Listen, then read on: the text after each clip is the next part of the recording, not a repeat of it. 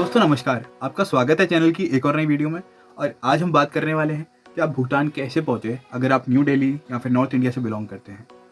जैसा कि आप जानते हैं, भूटान हमारे नॉर्थ ईस्टर्न स्टेट्स के बीच में है या उनके पास है। तो अगर हमें भूटान की तरफ जाना है तो हमारे पास 3 तरीके हैं। या तो हम बाय रोड जा सकते हैं, बाय रेल जा सकते हैं या बाय एयर जा सकते हैं। जैसा कि आप जानते हैं, भूटान यहाँ से अप्रॉक्सीमेटली करीब 2000 किलोमीटर दूर है दिल्ली से। तो अगर आप बाय फ्लाइट जाना चाहते हैं, अगर आपके पास टाइम कम है, डेफिनेटली आप बाय फ्लाइट जाइए।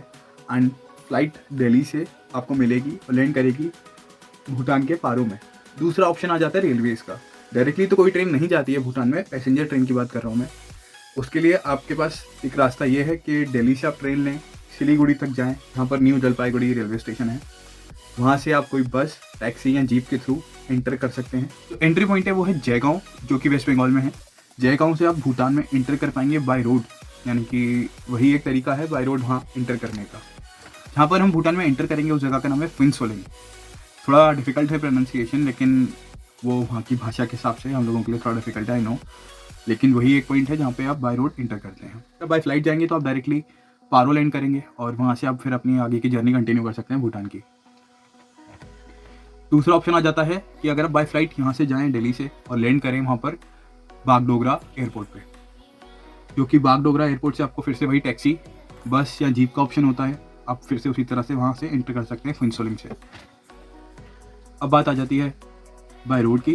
तो रोड के लिए आपका जो पॉइंट है वो वही है, लेकिन अगर आप दिल्ली से ट्रैवल कर रहे हैं तो आपके लिए सीधा सीधा रास्ता है। दिल्ली से यमुना एक्सप्रेसवे लेकर आप जाएंगे आगरा की तरफ। आगरा से आप लेंगे लखनऊ एक्सप्रेसवे, लखनऊ से आप लेंगे पूर्वांचल एक्सप्रेसवे, और वहाँ से आप फिर जहाँ पर उसका एग्जिट पॉइंट है वहाँ से आपको लगाना है मुजफ्फरपुर बिहार की तरफ का मैप। बिहार के मुजफ्फरपुर से होते हुए आप जाएंगे फिर सिलीगुड़ी, और सिलीगुड़ी से जयगांव, जयगांव से आप फिनसोलिंग भूटान में एंटर कर जाएंगे।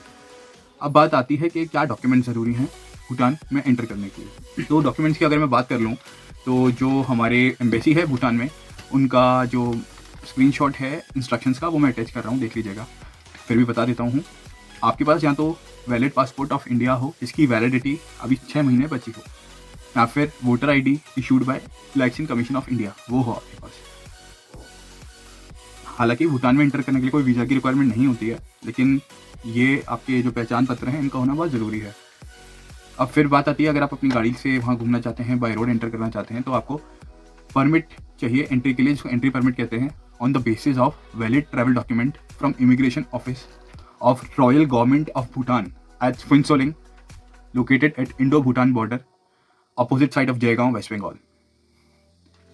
वहीं आप जब बाहर जाते हैं तो जो डॉक्यूमेंट्स रिक्वायर्ड हैं वो सिमिलर डॉक्यूमेंट्स हैं, यानी कि वोटर आईडी या पासपोर्ट तो है ही है। उसके अलावा जो परमिट है वहाँ पर आपको पारो थिम्पू ऑफिस से मिलेगा, इमिग्रेशन ऑफिस से। हाँ दोस्तों, एक पॉइंट और आ जाता है कि अगर आपको भूटान में घूमना है तो बेसिकली 2 ही जगह घूमने के आपको परमिट मिलते हैं। एक थिम्पू जो कि राजधानी है वहाँ की, और दूसरा पारो। और ज़्यादातर घूमने की जगहें वहीं पर हैं, आसपास हैं।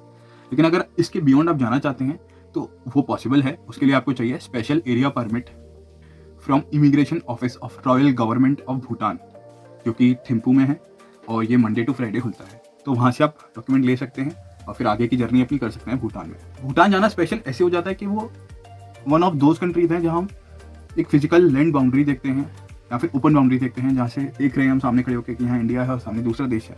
तो वो एक फील जो है वो आपको भूटान में मिलेगा। आप भूटान एंटर भी कर सकते हैं, घूम भी सकते हैं एकदम आज़ादी से। ये इंडियन होने का फ़ायदा है भूटान में। तो ये जब आप क्रॉस करेंगे, एक गेट सा है, जैसा लगता है किसी कॉलोनी में घुस रहे हैं या फिर किसी बड़े इंस्टीट्यूशन में घुस रहे हैं।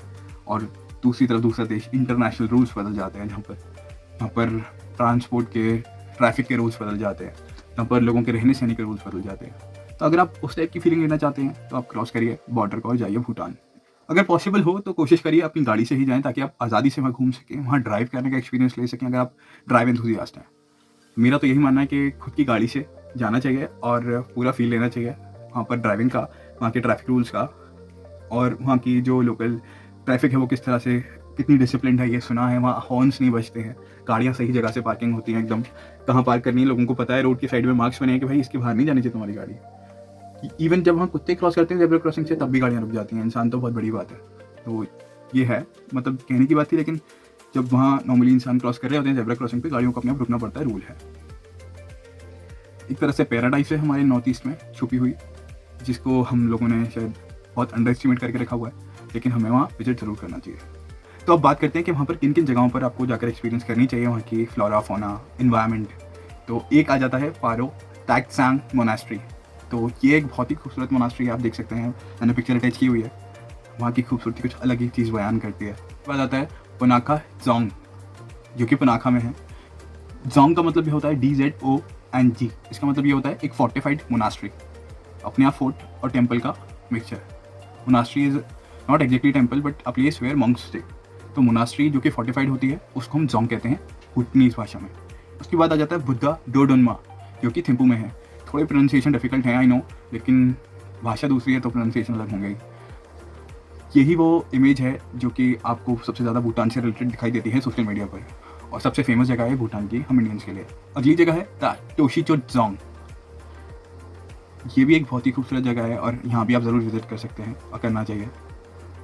अब इन मोनास्ट्रीज़ के अलावा वहाँ पर कुछ पासेस हैं, जैसे छैलेला पास, पारो में है छैलेला पास, बहुत ही फेमस है और यहाँ से जाने वाले ट्रैवलर्स ब्लॉगर्स वहाँ ज़रूर जाते हैं व्लॉगिंग करने।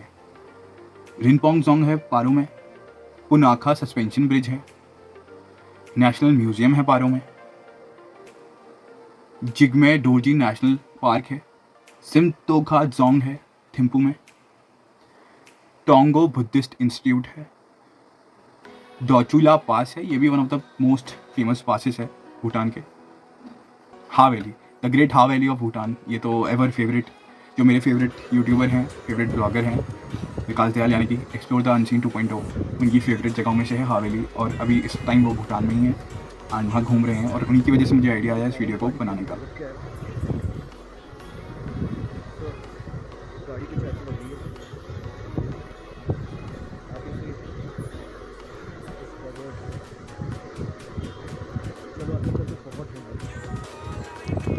इसके बाद है डगाला 1000 लेक्स। चोमल हारा क्लॉक टावर स्क्वायर, मुझे ये जगह थोड़ी स्पेशल लगी, थोड़ी डिफरेंट लगी, इसलिए मैंने इसको ऐड किया है। वोंगचू रिवर है। सोई यात्सा ट्रैक है एंड बमड्री नाम की ये जगह है। तो ये कुछ प्लेसेस मैंने शॉर्टलिस्ट की थी भूटान की, और ज़रूरी नहीं है सबको ही पसंद आए, लेकिन ये मुझे पसंद आई इसलिए मैंने इसको लिस्ट में रखा है। और ये मेरी रिकमेंडेशन है आप लोगों के लिए कि अगर आप भूटान विजिट करते हैं या करना चाहते हैं तो इन जगहों को अपनी लिस्ट में ज़रूर रखिएगा। एंड इसके अलावा मैं बता दूं आपको, भूटान जाकर आपको एक और चीज़ वाला फील होगी, वो है वहाँ की करेंसी। भूटान में इंडियन रुपीज़ भी चलता है, लेकिन वहाँ की अपनी करेंसी भी है, तो एक विदेशी करेंसी का भी आप फील ले सकते हैं वहाँ जाकर। वहाँ पर कुछ अलग ब्रांड्स भी हैं गाड़ियों के, कुछ अलग मॉडल्स भी दिखेंगे आपको, वहाँ की नंबर प्लेट्स अलग तरीके की हैं। Everything is different as it is a different country. अब ये तो भूटान की बात रही, अब भूटान से आते हैं वापस। इसके अलावा अगर आप नॉर्थ ईस्ट घूमना चाहते हैं तो हमारा नॉर्थ ईस्ट वाकई बहुत खूबसूरत है। चाहे आप सिक्किम की बात करें, मेघालय की बात करें, अरुणाचल प्रदेश की बात करें, नागालैंड की बात करें, every state is so so so beautiful. मतलब आप इंडिया के अगर पूरे मैप की बात करेंगे तो North East is one of the most beautiful places on this country. अगर आप ऑल ओवर इंडिया की बात करेंगे तो North East is one of the most beautiful, if not the most beautiful place on the map of India. So वहाँ से निकल कर आप हमारे नॉर्थ ईस्ट को विजिट कर सकते हैं, इन सारे स्टेट्स में विजिट कर सकते हैं, इनके कल्चर, इनकी ट्राइब्स का आनंद ले सकते हैं। और इसी एक वीडियो में मैं आगे लेके आता हूँ information about north east also. तब तक के लिए धन्यवाद। अगर आपको वीडियो अच्छी लगी तो प्लीज़ लाइक करें, शेयर करें और चैनल को सब्सक्राइब करें। Thank you.